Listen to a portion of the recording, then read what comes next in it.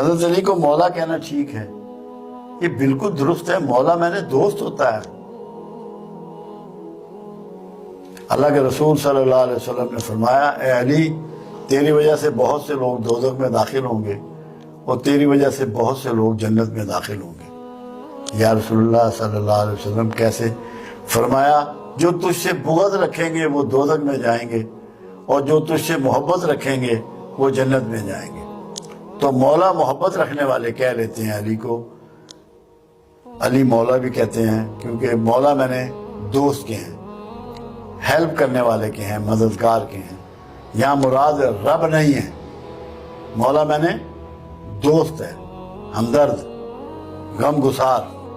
تو علی تو ایک ایسی پرسنالٹی ہے کہ جن کی جتنی مرتبت بیان کی جائے یا سمجھی جائے اتنی ہی کم ہے۔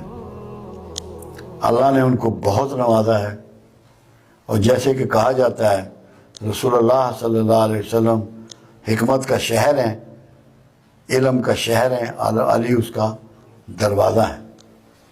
تو آپ حکمت کو نہیں پہنچ سکتے علی کے قریب ہوئے بغیر۔ یہ قرآن حکیم کی ایک بات کی جا رہی ہے، یہ 5واں سوال ہے۔ اللہ نے قرآن مجید میں ارشاد فرمایا، کہہ دیجئے کہ میں اپنی رسالت کا اجر نہیں مانگتا مگر یہ کہ میرے قرابت داروں سے محبت کرو۔ اس کا مطلب یہ ہے کہ ہم رسول اللہ صلی اللہ علیہ وسلم کی آل سے محبت اور وفا کریں، وضاحت فرما دیں۔ جو یہ بات ہے کہ میں رسالت کا کوئی معاوضہ نہیں مانگتا، یہ صرف رسول اللہ صلی اللہ علیہ وسلم کی بات نہیں ہے۔ قرآن حکیم میں 28 پیغمبروں کا تذکرہ ہے۔ 2 باتیں اللہ نے ہر پیغمبر سے کہلوائی ہیں، ایک یہ کہ مجھے تم سے کچھ معاوضہ نہیں چاہیے، اور دوسرا یہ کہ ہدایت تمہیں اللہ دے گا، میں تو دعوت دینے والا ہوں۔ یہ 2 باتیں ہر پیغمبر سے پروردگار عالم نے کہلوائی ہیں۔ جہاں تک رسول اللہ صلی اللہ علیہ وسلم کا تعلق ہے، کیونکہ مسئلہ یہ ہے اہل بیت سے یہاں مراد وہ لوگ ہیں جن کی رگوں میں ہاشمی خون ہے، رسول اللہ صلی اللہ علیہ وسلم کے خاندان سے جن کا تعلق ہے۔ تو جب آپ رسول اللہ سے محبت کرتے ہیں تو کوئی وجہ نہیں ہے کہ آپ اہل بیت سے محبت نہ کریں۔ اگر آپ ان سے بغض رکھیں گے تو آپ کے اعمال ضائع ہو جائیں گے۔ آپ ان سے اس لیے محبت رکھیں گے، ان کا احترام کریں گے کہ ان کی رگوں میں بھی رسول اللہ صلی اللہ علیہ وسلم کا خون دوڑ رہا ہے، یہ ہم سب میں محترم ہے۔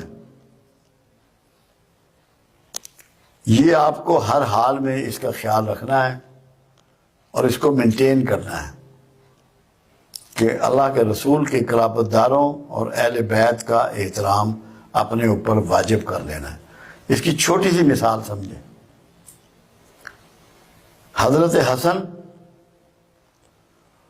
اور عمر فاروق رضی اللہ تعالیٰ عنہ کے بیٹے عبداللہ ابن عمر کھیل رہے تھے آپس میں، تو حضرت حسن نے انہیں کہہ دیا کہ غلام زادے عبداللہ ابن عمر کو۔ تو وہ روتے روتے والد کے پاس گئے، ان کے والد اس وقت خلیفۃ المسلمین تھے، کہ ابو مجھے حسن نے غلام زادہ کہا ہے۔ فرمایا اچھا پھر لکھوا لو ان سے لکھوا لو کہ تمہیں غلام زادہ کہا ہے، اگر وہ ہمیں غلام زادہ سمجھ لیں تو ہم کامیاب ہو گئے۔ اور پھر لکھوایا گیا اور فرمایا عمر فاروق رضی اللہ تعالیٰ عنہ کہ میرے سینے پہ رکھ کے مجھے دفن کرنا، کہ میرے پاس یہ تصدیق ہوگی کہ میں اللہ کے رسول کے خاندان کا غلام رہا ہوں۔ اس سے آپ سمجھ لیں کہ یہ کتنی بڑی مرتبت ہے اور کتنی فضیلت کی بات ہے کہ اللہ کے رسول کے قرابت داروں کی محبت کرنا اور عزت کرنا۔ اور یہ سب کا طریقہ رہا ہے۔ جب وظائف مقرر کیے جا رہے تھے اس زمانے میں اسلامی مملکت میں، تو جو اشرافیہ ہوتی تھی، اشرافیہ وہ ان کو کہتے تھے جن کو آج ہم یہاں سید کہتے ہیں، جو اہل بیت سے تعلق ہوتے تھے، ان کو وظائف زیادہ دیے جاتے تھے ان کی عزت و تکریم کی خاطر۔ اور آپ کو کمال کی بات بتاؤں، عرب میں عام طور پہ گھنی داڑھیوں کے لوگ نہیں ہوتے، چند بال ہوتے ہیں داڑھی پہ یا سائڈوں پہ عجیب سے، مگر جتنے اہل بیت ہیں ان سب کی داڑھی پوری ہوتی ہے۔ یہ اللہ کی طرف سے بھی ان کو شرف عطا ہوا ہے، تو اس لیے جتنی ان سے محبت کی جائے، جتنا احترام کیا جائے اتنا کم ہے۔ اللہ ہمیں اس کی توفیق دے اور ہدایت دے۔